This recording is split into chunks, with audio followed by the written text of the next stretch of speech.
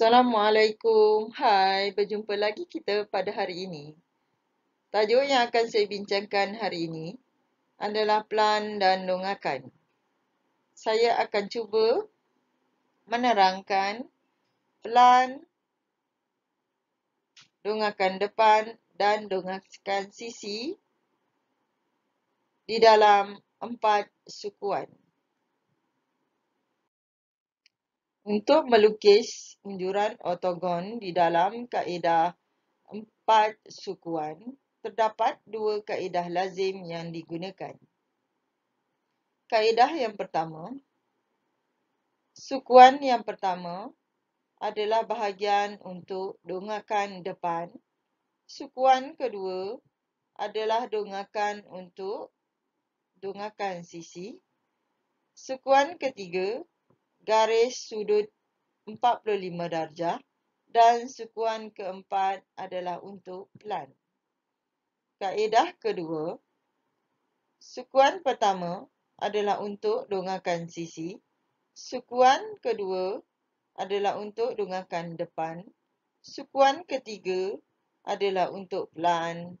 Dan sukuan keempat untuk garis 45 darjah. Contoh 1. Rajah di bawah menunjukkan sebuah prisma tegak dengan tapak berbentuk segi empat sama sisi. Sisi-sisi DE dan FG adalah tegak. Lukis dengan skala penuh. A. Pelan objek. B. Dongakan depan dari arah X. C. Dongakan sisi dari arah Y. Sebelum melukis pelan dan dongakan, terdapat 3 garis yang perlu kita ketahui. Garis yang pertama, garis padu tebal untuk sisi yang nampak. Garis sempang untuk sisi terselindung. Dan garis nipis untuk garis binaan. Seperti contoh di bawah, garis yang berwarna hitam merupakan garis tebal untuk sisi yang nampak. Garis yang berwarna sedikit merah adalah garis padu halus untuk garis binaan. Dan garis putus-putus iaitu garis sempang untuk sisi yang terselindung. Jawapan 1A. Pelan. Pandangan daripada atas. Lukisan pelan perlu dilukis pada sukuan ketiga.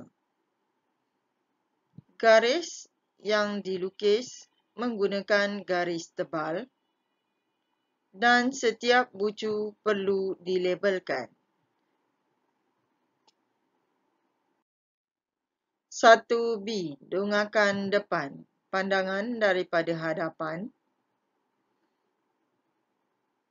Lukisan dongakan yang terhasil adalah unjuran garis binaan daripada pelan.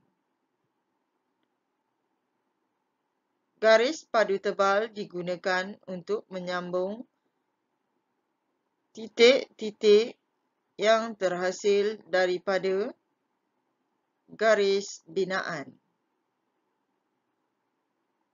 Dan setiap bucu perlu dilabelkan. Dongakan sisi iaitu pandangan daripada arah sisi. Lukisan dongakan ini perlu dilukis pada sukuan pertama. Lukisan ini terhasil daripada gabungan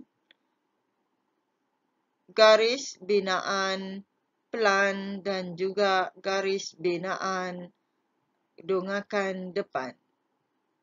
Persilangan daripada garis binaan akan terhasilnya lukisan dongakan sisi.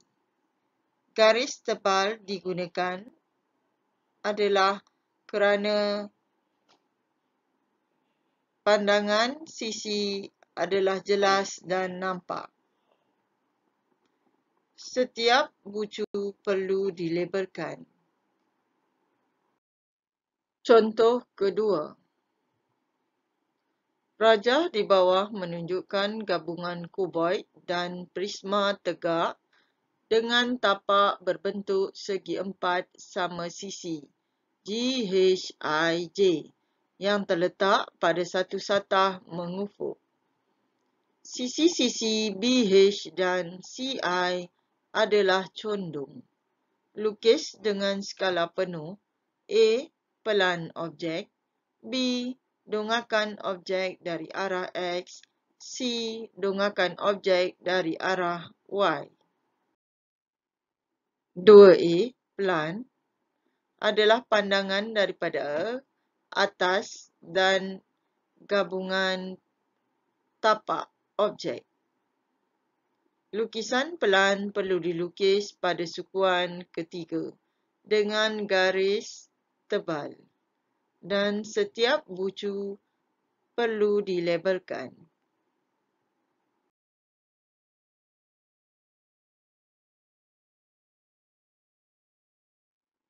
2B. Dongakan depan. Pandangan daripada hadapan dan juga pandangan daripada belakang. Lukisan dongakan depan perlu dilukis pada sukuan kedua. Garis yang digunakan merupakan garis tebal kerana setiap sisi jelas dan terang. Setiap bucu perlu dilabelkan.